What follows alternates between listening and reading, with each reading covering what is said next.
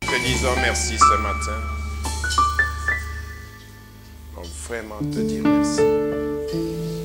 Nous avons le privilège de nous retrouver devant toi ce matin. C'est un privilège de te connaître, ô Dieu.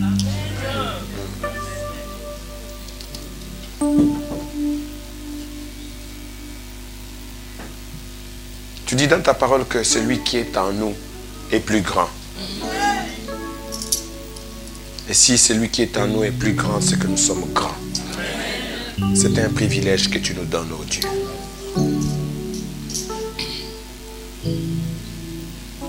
Seigneur, nous voulons te dire merci ce matin.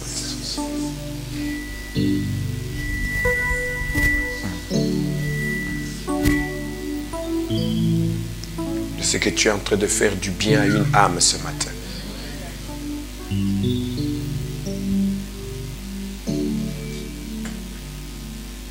À toi, nous voulons rendre la gloire.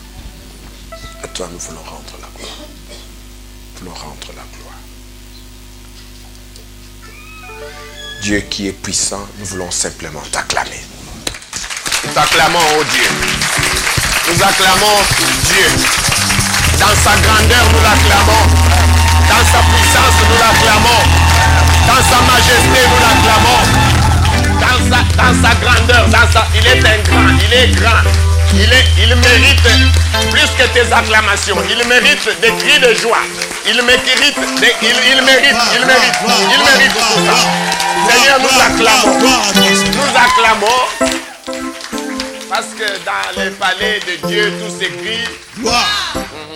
Non, si c'était vraiment dans un palais, tout allait s'écrier gloire. Si vraiment dans ton cœur il est Dieu, tu devrais dire gloire. Bon, si de la manière dont tu le dis, c'est qu'il est un petit Dieu, un monsieur, je ne sais pas moi comment, mais le mien, quand tu m'écris, je dis gloire. Donc, quand on dit à Dieu qu'il est le Dieu de gloire, on se met au moins debout. Il est gloire. C'est un Dieu de gloire. Est-ce que c'est que ton cœur soit dans la joie? Amen. Merci que Dieu bénisse la Seigneur. Nous allons prendre place, que Dieu soit béni ce matin.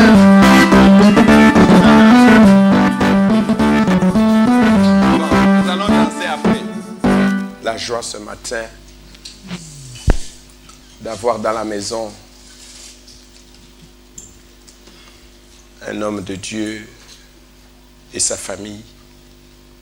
Un homme de Dieu de qualité. Amen. Amen. Vous savez, parfois quand on dit ça, non.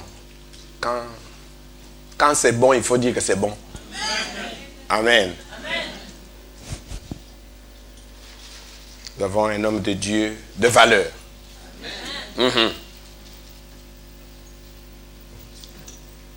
Comme aujourd'hui, le monde a plein d'hommes de Dieu. C'est un homme de Dieu recommandable. Ceux qui font la fierté de l'évangile. Amen. Nous avons avec nous Pasteur Bondo. Pour beaucoup d'entre nous, peut-être vous l'avez écouté quand nous étions dans l'autre salle. Et maman, nous avons vous recevoir. C'est toujours compliqué pour un pasteur de prêcher devant un grand pasteur. Mais je vais faire un effort pour prêcher devant lui. Hein? Alléluia. Quand c'est bon, il faut dire que c'est bon. Il est un très bon prédicateur. Amen. Il y a des gens qui l'ont entendu là-bas. Moi, je connais encore la chose, c'était les épreuves. Jusqu'aujourd'hui, je connais encore ça. Amen. En tout cas, merci beaucoup d'être là. C'est vraiment... Merci Jackson, merci Anto. Merci d'avoir amené ce merveilleux couple dans cette salle ce matin. Amen. Nous avons aussi la joie, après quelques mois, de recevoir Maman Pasteur qui est de retour. Amen. Amen. Ok. Je voudrais dire ce matin, tu peux être l'auteur de ton propre changement. Voilà un peu comment j'intitule mon petit message de ce matin. Tu peux être l'auteur de ton propre changement.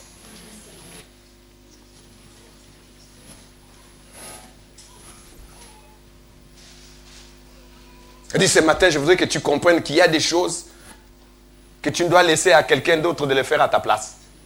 Tu dois les faire toi-même. Il y a des choses qui ne demandent pas que tu aies l'assistance de quelqu'un. Si tu ne les fais pas, elles ne se feront pas. Tu peux être l'auteur de ton propre changement. Et comme depuis quelques semaines, nous nous attardons sur le livre de Néhémie, je voudrais qu'on lise avec moi Néhémie chapitre 2.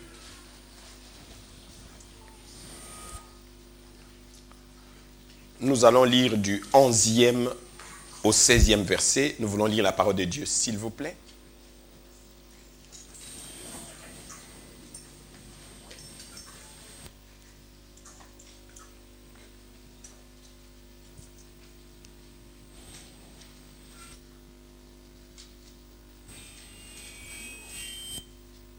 Tout le monde est prêt?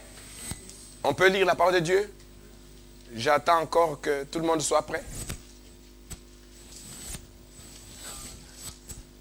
J'attends que tout le monde se lève. Quand on lit la parole de Dieu, c'est très voilà, formidable.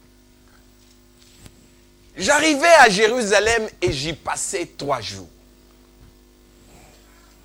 Après quoi, je me levais pendant la nuit avec quelques hommes sans avoir dit à personne ce que mon Dieu m'avait mis au cœur de faire pour Jérusalem. Il n'y avait avec moi d'autres bêtes de somme que ma propre monture. Je sortis de nuit par la porte de la vallée et je me dirigeais contre la source du dragon et vers la porte du fumier, considérant les murailles en ruine de Jérusalem et réfléchissant à ces portes consumées par le feu.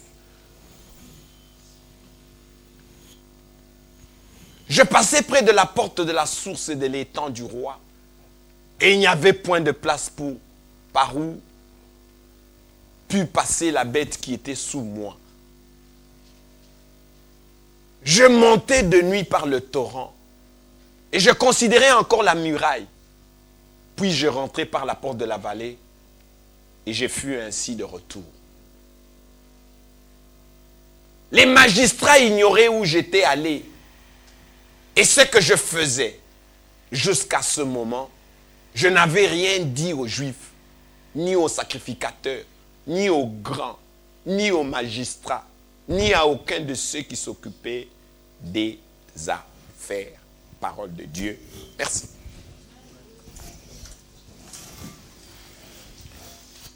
Tu peux être l'auteur de ton propre changement. Sur ce texte, je vais essayer de tirer quelques petits éléments qui vont nous conduire dans cette orientation que je viens de donner. Tu peux être l'auteur de ton propre changement.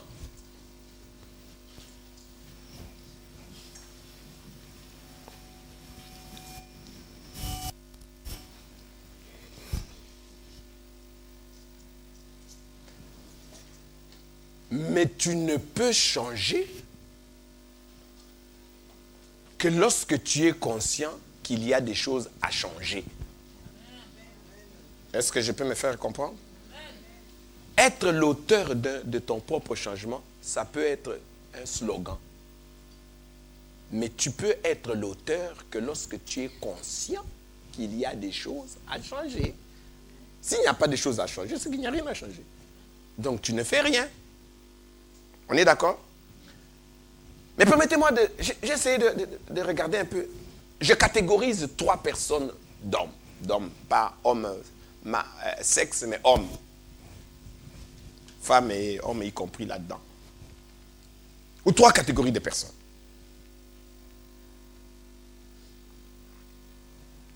Il y a des gens, ils ne veulent rien savoir de ce qui se passe autour d'eux. Ils ne veulent même rien savoir de ce qui se passe en eux. Genre des personnes totalement indifférentes. Il est dans un endroit, il vit dans un endroit comme s'il ne vivait pas dans l'endroit. Il ne connaît rien, il ne sait rien, il ne voit rien. Dans sa vie, des choses ne marchent pas, il ne voit. Il est là, il est là. Dans cette première catégorie de personnes, ils ne veulent pas savoir ce qui se passe. Ah ben peut-être aujourd'hui, avec les chrétiens, ils sont tellement prudents comme des serpents. Parce que c'est un terme de la parole de Dieu. Non, moi je suis prudent. Non, ce n'est pas de ça que je parle. Je ne parle pas de la prudence. Mais je parle de cette sorte d'inconscience des personnes qui ne veulent rien savoir. Tout ce qui se passe autour d'eux.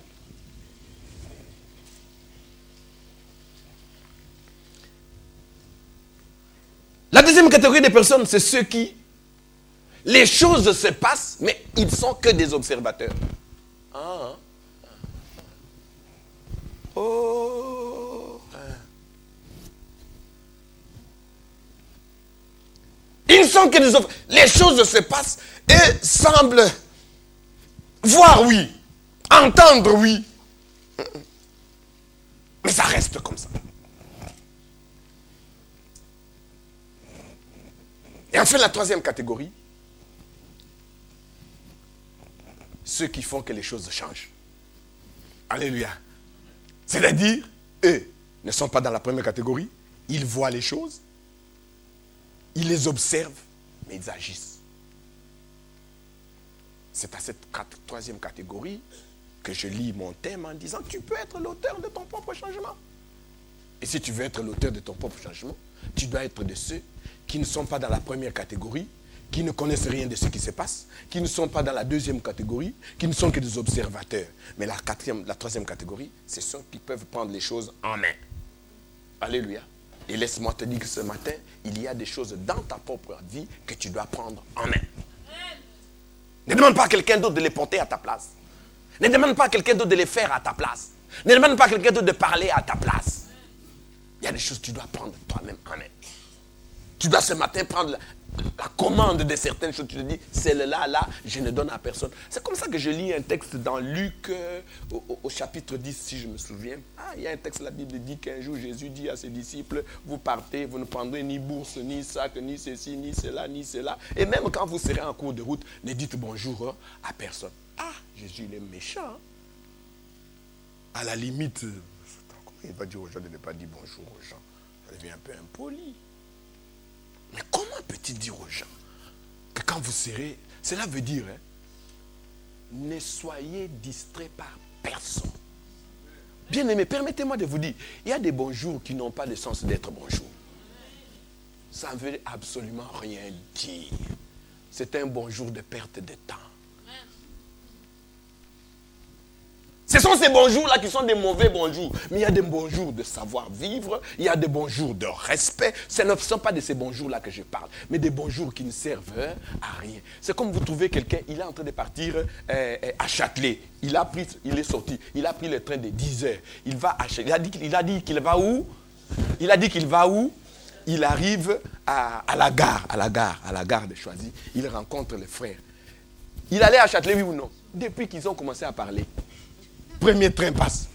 Deuxième train passe. Troisième train. Mais tu vas où? Comment tu as de perdre le temps comme ça? Tu ne vois pas que tu ne sais même pas ce que tu veux? Si tu vas à Châtelet, tu vas à Châtelet. Mais si avant d'aller à Châtelet, tu perds 3 heures à la gare, c'est que tu ne sais pas là où tu vas. Ou alors là où tu vas, ce n'est pas important. C'est comme ça, il y a des bons jours qui te font perdre le temps au lieu. Frère, oh ça va, très bien, le train il passe. Le rendez-vous il passe. Les affaires passent, tu vas te réveiller seulement comme ça. Oh, tu arrives, oh non, je suis arrivé en retard. Mais tu as oublié que tu es en train de dire des bonjours qui ne servaient absolument rien. Il y a des bonjours, bonjour, je passe. Parce que je sais ce que je suis en train de faire. Parce que je sais là où je vais. Parce que je sais ce qui me préoccupe. Tu peux être l'auteur de ton propre changement. Il y a des conversations auxquelles il ne faut pas perdre son temps. Pas parce qu'elles sont mauvaises, pas parce que la personne est mauvaise, mais parce que ça me détourne de ce que je suis en train de faire.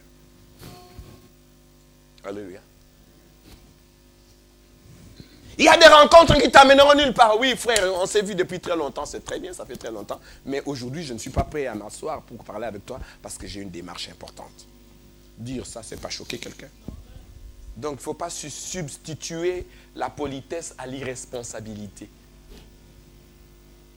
La politesse ne peut pas remplacer l'irresponsabilité. Au nom de la politesse, au nom du savoir-vivre, tu ne t'occupes pas de ce qu'il faut t'occuper, tu es irresponsable. Alléluia. Dis à ton voisin, tu peux être l'auteur de ton propre changement. Alors la question maintenant, c'est que qu'est-ce qui a changé dans ta vie? Ce n'est pas à moi de te dire ce qui a changé dans ta vie. Tu dois connaître ce qui doit changer dans ta vie. Dans tous les domaines. Dans tous les domaines. Tu dois connaître qu'est-ce qui doit changer dans ta vie. C'est-à-dire que chaque jour que nous marchons, bien aimés dans le Seigneur, chaque jour tu dois être capable de te rendre compte que... Mais attendez un peu. Attends. Est-ce que tu peux t'imaginer? Comment est-ce possible? Tu touches 5 000 euros et à la fin du mois, tu ne te retrouves pas avec 1 euro. Il y a quelque chose qui ne va pas. Tu attends que qui puisse te le dire? Tu dois te le dire à toi-même. C'est-à-dire quelque part, il y a une mauvaise dépense. C'est-à-dire que tu dois savoir changer quelque chose dans ta gestion. Ça, tu n'as pas besoin que quelqu'un te le dise. Amen. Amen. Non, frère, attends un peu. Tu te réveilles le matin et puis tu prends une chemise, le col est tout noir et tu la mets. Qui tu veux? C'est lui qui va te le dire. Tu vas dire, oh, tu m'insultes. Non, il ne t'a pas insulté. Quand tu n'as pas pris le temps de vérifier ta chemise le matin. Tu vas accuser que, oh non, moi les gens là, il ne faut pas jouer avec moi. Moi je m'habille très bien. Non, oui, on n'a pas dit que tu t'habilles mal. Mais ce jour-là, la chemise que tu as mise, nous voyons la saleté. Il y a des choses dont tu dois être toi-même capable de dire, ça, je dois changer. Ça, ce n'est pas bon. Écoutez, alors, on va aller dans le texte. On va aller dans les textes. J'arrivais à Jérusalem et j'y passais toujours. Je voudrais vous rappeler ici que les murailles de Jérusalem sont par terre. Il n'y a que des décombres. Il n'y a que des ruines. Tout est dessous. Ce sont des gens qui rentrent de l'exil. Ils trouvent... La Bible dit que c'est pratiquement une désolation. Bien-aimé dans le Seigneur, permets-moi de te dire qu'il y a des choses dans ta vie, quand tu les regardes toi-même, tu te mets à pleurer. Dans ta propre vie, parfois à un moment donné, tu regardes ta santé, comment tu étais il y a 10 ans. Tu regardes tes finances, comment tu étais il y a 15 ans. Tu regardes ta famille, comment elle était. Tu te rends compte à quel point les dégâts sont considérables. Les dégâts sont considérables. Tu regardes comment toi qui avais un peu d'argent, mais que tu te retrouves maintenant que dans des découverts. Tu as même des huissiers sous la... Tu te dis, mais qu'est-ce qui se passe?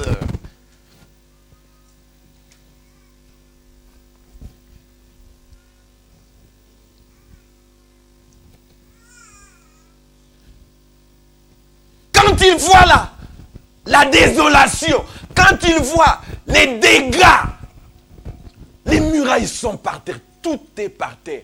Bien-aimé dans le Seigneur, c'est sûr, simplement cette petite réflexion que je me suis dit, tous ceux des Juifs qui étaient avec Néhémie, ils ont vu que les choses étaient par terre, oui ou non? Oui ou non? Ça s'était tombé la veille, c'était tombé depuis. Il y a des gens, ils se complaisent dans la médiocrité. Ils voient, mais c'est comme s'ils ne voient pas.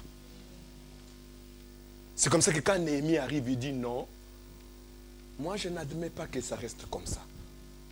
Moi je veux m'inscrire dans la catégorie de ceux qui n'acceptent pas que quand c'est écroulé, ça reste écroulé. Bien, tu peux être l'auteur de ton propre changement. Tu peux ce matin regarder certaines choses et dire, je n'admettrai plus qu'elles restent dans l'état où elles sont. C'est pourquoi il y a quelques semaines, je vous ai dit ici, il faut refuser le statu quo. Il faut refuser le statu quo. Il y a des choses qu'ils n'acceptent pas, elles restent comme ça. Bien aimé, il y a des gens qui se complaisent comme ça. Tous les jours, ils vivent comme s'ils ne vivent pas. Ils se réveillent le matin, à la fin de la journée, tu as fait quoi? Oh, je ne sais pas. Mais attends, tu vis pourquoi? Qu'est-ce qui se passe? Comment? Tu vis quoi? Non. C'est comme ça que Néhémie se dit, non, moi je vais me lever pour rebâtir cette muraille.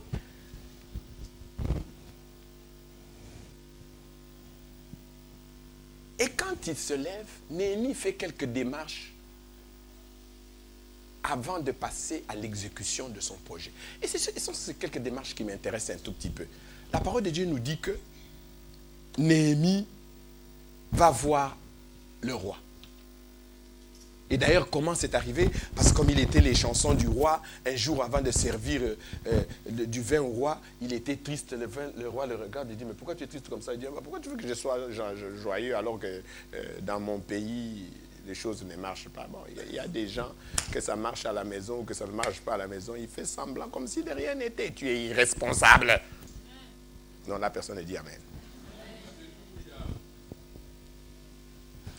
Tous les jours, Néhémie allait au boulot, il servait le roi, il était très bien, mais ce jour-là, il s'est dit, mais pourquoi je vais genre faire comme si rien n'était. Non. Qu'est-ce qu'il a dit, papa? Là où tu me vois, dans mon pays, là-bas, c'est la catastrophe. C'est comme ça qu'il dit au roi, donne-moi l'autorisation. La parole de Dieu dit que le roi lui a donné une armée. Le roi lui a donné des moyens. Le roi lui a donné des lettres. Je donne un exemple. Tu te décides aujourd'hui, tu es Marseillais, et puis à Marseille, rien ne marche. Et puis un jour, tu travailles à l'Élysée, et puis là, ça ne marche pas vraiment à Marseille. Puis un jour, M. François Hollande te dit, mais qu'est-ce qui se passe? Je lui dis, Monsieur le Président, là-bas, il y a des choses qui ne vont pas dans mon pays ou dans ma région. Il dit, mais pourquoi? Qu'est-ce qu'il faut? Il dit, j'ai besoin d'aller rebâtir. Il dit, toi, c'est ça. C'est ça le problème. Tu as besoin d'aller rebâtir. Ça va là? Arrangez ça rapidement parce que vous me dérangez. Alors il dit, tu as besoin de quoi? Le roi lui donne des troupes. C'est-à-dire que je veux que tu ailles avec ton projet jusqu'au bout et que personne ne te dérange. On lui donne des soldats, une armée pour l'accompagner.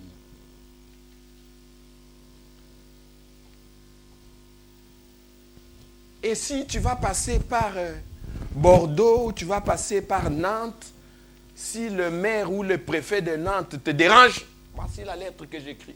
Moi, M. François Hollande, j'autorise M. tel à aller que personne. Il a les lettres pour donner au gouverneur sur tout le chemin où il doit aller. Il a tout ce qu'il faut. Je veux dire, administrativement, il a toutes les autorisations. Quelqu'un peut dire Amen avec moi? Administrativement, tout est OK. Il peut aller. Il arrive à Jérusalem. C'est là que je commence.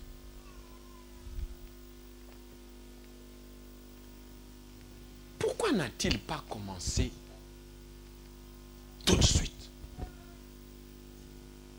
Il avait tout ce qu'il fallait. Il avait les autorisations. Il avait les gens. Mais quand il arrive 3 jours, quand il arrive à Jérusalem, il y passe 3 jours. Alors au verset qui suit.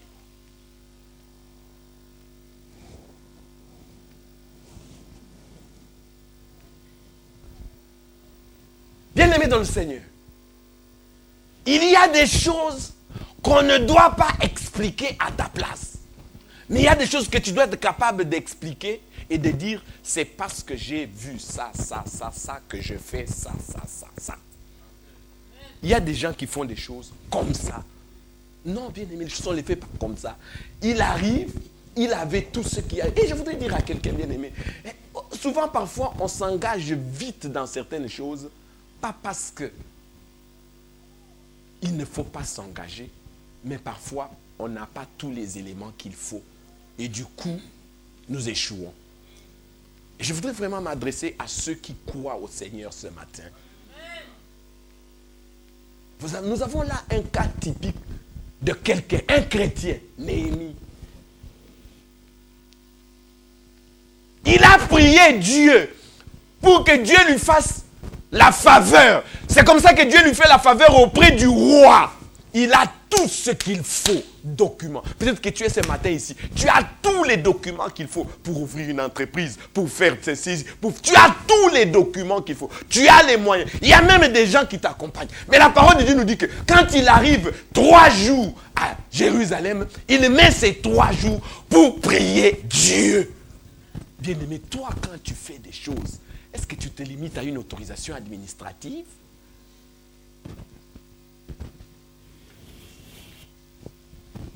Dans les 3 jours, bien-aimés dans le Seigneur, ce ne sont pas des 3 jours où il passe son temps. La parole de Dieu nous dit que dans les 3 jours, il s'élève pendant la nuit. La question ici, ce n'est pas tellement une histoire, même si c'est une histoire de nuit, mais c'est une histoire où Néhémie est tellement préoccupé par la situation qu'il y a au pays qu'il veut en prendre lui-même la mesure. Il veut lui-même dire c'est quoi exactement. Si je dois reconstruire quoi? Et je vais commencer par où? Je vais d'abord m'assurer de l'état de destruction ou de délabrement. C'est comme ça qu'il commence ses rondes, je les appelle comme ça, ses rondes nocturnes. Il se réveille la nuit, il regarde, il dit, ah, il va là-bas, il regarde.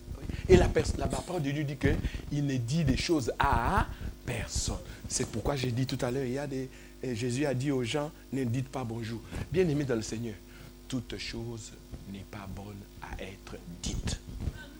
Non, la personne dit Amen.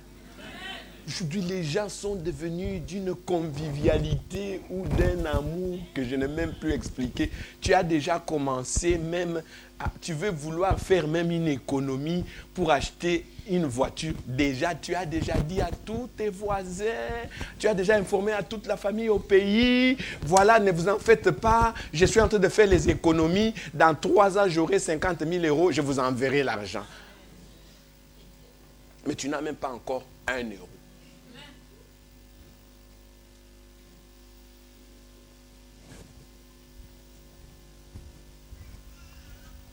Je me levais la nuit avec quelques hommes sans avoir dit à personne. Bien-aimé dans le Seigneur. C'est là le grand problème aujourd'hui dans nos relations. C'est là le grand problème aujourd'hui dans nos églises. Parce qu'on veut que toutes choses soient dites. Alléluia. Un responsable doit savoir quand parler et quand ne pas parler. Et ceux qui suivent un responsable doivent aussi savoir qu'il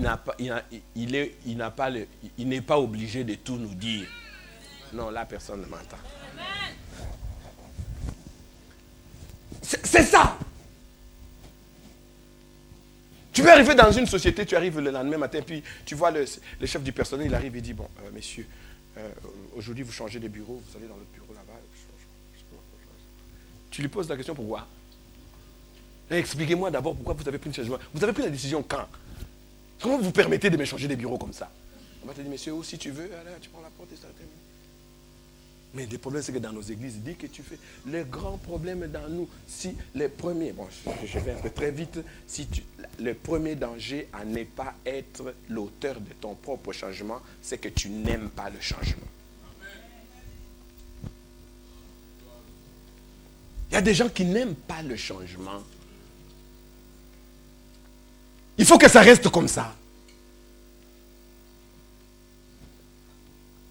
Je me levais pendant la nuit avec quelques hommes. Sans ça, c'est-à-dire qu'il a des personnes, mais personne ne sait. Il n'y a que lui qui sait. Il sait là où il est focalisé. Il connaît l'importance de sa démarche. Il sait ce qu'il doit faire. Il a toutes les autorisations. Il commence à faire la ronde. Il veut tâter. Il veut être sûr. Cette histoire que je vais arranger, c'est quoi?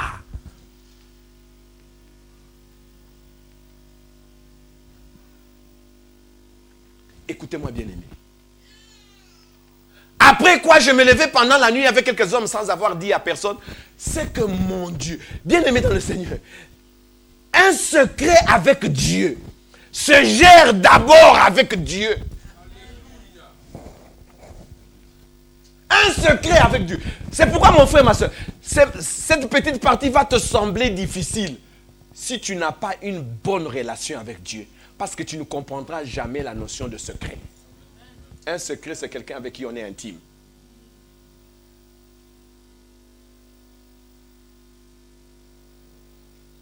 Amen. C'est pourquoi aujourd'hui il faut trouver dans... C'est terrible. Il dit, c'est que mon Dieu m'avait mis au cœur. C'est-à-dire qu'avec tous les gens là-bas, lui savait ce que Dieu lui avait mis. Il savait ce qu'il faisait. Mais les gens étaient bien aimés dans le Seigneur. Parfois, avant de gagner la confiance de quelqu'un, accepte d'abord d'être simplement son accompagnateur. Juste. C'était quoi? La nuit là, il se dit, viens ou pas? Viens. Viens.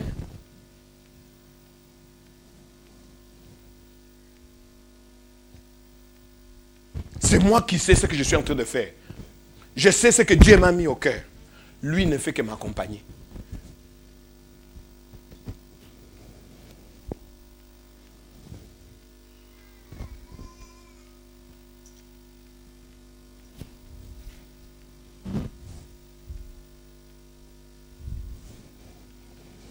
C'est fini, on rentre. Comme c'était la nuit, on rentre dormir. Lui aussi, il rentrait. Personne ne dit à personne, nous sommes allés où? Lui, il sait, moi, viens, tu m'accompagnes. Mais on n'arrive pas et puis il dit, oh, mais attends, nous sommes partis, tu m'as amené là-bas. Qu'est-ce que tu étais en train de faire? Alléluia. C'est à cause de ça, bien-aimés dans le Seigneur, que vous trouvez qu'aujourd'hui, dans nos églises, dans nos sociétés, il y a des relations hypocrites.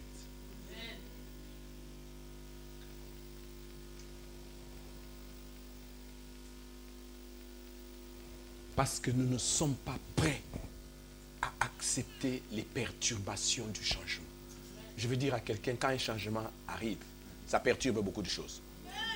Si tu appelles changement, ça doit changer. On ne peut pas parler de changement si ça reste la même chose. Si c'est une relation amicale et qu'on veut changer, elle aura des dégâts quelque part. C'est-à-dire que si nous avons l'habitude de nous rencontrer tous les soirs, et que j'ai envie de changer, peut-être qu'on ne se rencontrera plus tous les soirs. Ça devient tous les 2 jours. Tu dois être prêt à accepter ça. Mais si tu n'aimes pas, si tu veux qu'on reste simplement amis, mais qu'on reste toujours, c'est si, non, on se voit le matin, on boit la bière, ouais, jusqu'au soir, on est ivre, on dort. Mais le jour où je comprends ça, je te dis non, on se voit aujourd'hui, je te dis non, aujourd'hui on ne se verra pas. Ne t'énerve pas. Parce que tout changement a ses perturbations. Si tu n'es pas prêt à accepter les perturbations du changement, bien-aimé dans le Seigneur, tu n'iras nulle part. Tu ne feras nulle part. Tu ne réussiras pas. Tu vas tourner en rond. Tu vas constater les dégâts. C'est comme ça que, bien-aimé dans le Seigneur, tu ne peux pas commencer à changer si tu n'es pas capable de définir ce que tu dois changer. Et on ne change que ce qui nous fait mal. On ne change que ce qui ne nous met pas à l'aise. On ne change que des choses qui nous desservent. Si, bien aimé dans le Seigneur, tu te promènes avec un soulard et que ça ne te dit rien, c'est que ça te plaît. Alléluia. C'est que ça te plaît.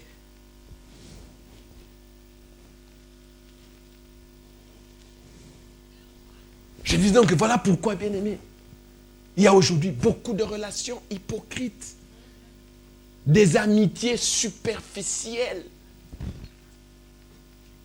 Malheureusement, même des mariages superficiels.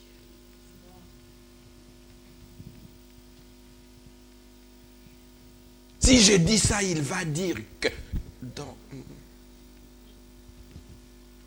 l'homme et la femme sont dans la maison, mais ils sont chien et chat. Avant de mettre les pieds, on calcule des choses à dire. Ah, si je dis ça, il va faire ça, il va changer, il me donne l'argent.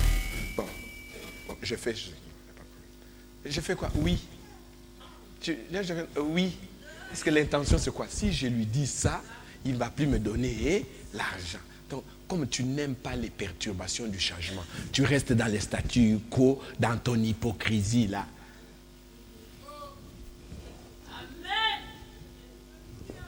Malheureusement, bien-aimés dans le Seigneur, malheureusement, nos relations sont superficielles. Non. Je vais aller même plus loin. Même nos conversions. Même nos conversions deviennent des conversions qui ne sont pas, qui n'ont rien.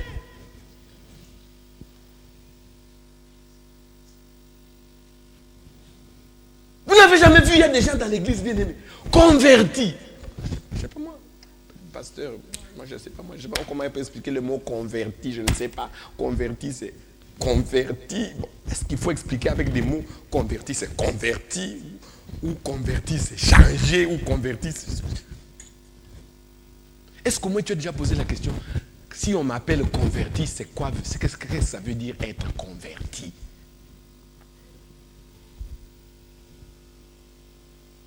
Alléluia. Malheureusement, même nos conversions sont des conversions hypocrites. Des gens qui aiment le Seigneur que dans un domaine. Dès qu'il te demande de changer un peu, il devient le mauvais Seigneur. Tu le quittes. Tu dis non Seigneur, si tu veux que je reste ton converti, traite-moi comme ça. Bien aimé, si tu n'es pas prêt, si tu veux être l'auteur de ton changement, tu dois accepter les perturbations du changement. Le changement amène quelque chose qui ne va pas, parfois qui ne va pas te plaire. Et c'est à cette chose-là que tu dois t'attaquer. Malheureusement, même nos conversions sont superficielles. Nos attitudes, ça n'en parlons même pas. N'en parlons même pas. Les attitudes, n'en parlons même pas. Tu vas voir, il y a des gens, dès que quelqu'un arrive, ils sont en train de... Tu vois, lui là, il est... Tu vois, lui, il est sérieux. Dès que la personne arrive, oh, mais ça fait longtemps que je t'ai vu, oh là là, tu vas bien? Mais il y a 10 minutes, on le critiquait, on l'a insulté, on a dit tous les noms possibles. Mais dès qu'il arrive... Parce qu'on veut, non, on veut rester comme ça. Non, on ne va pas le choquer, on va rester comme ça. Mais vous savez que votre relation, elle est hypocrite. Vos attitudes sont hypocrites. Vous savez que vos bonjours sont hypocrites. Vous savez que vos alléluia sont hypocrites. Vos embrassades sont hypocrites. Parce que simplement, vous voulez garder les soi-disant des relations parce que vous n'aimez pas les perturbations du changement.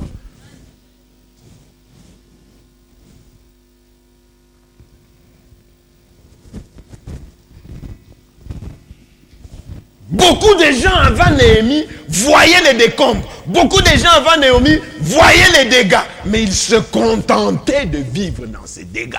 Bien-aimé, si tu te contentes de n'être qu'observateur, de voir les choses comme si elles n'existaient pas, rien ne changera dans ta vie.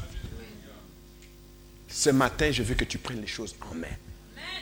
Que tu prennes les commandes de certaines choses de ta propre vie en main. Et que tu les amènes au changement. C'est possible. C'est possible. Tu peux voir les choses devenir meilleures qu'aujourd'hui. Les choses peuvent dire, Dieu va t'accompagner. Mais il y a des choses que tu dois faire toi-même. Tu dois t'énerver en toi-même. Donc, le premier pas du changement, c'est le constat de ce que je n'aime pas en moi. Quelqu'un m'entend? Tu dois être capable de dire, je n'aime pas ma manière de parler là, je ne l'aime pas. Elle crée trop de dégâts. Je n'aime pas ma manière de me comporter là. Elle est une mauvaise manière. Je n'aime pas.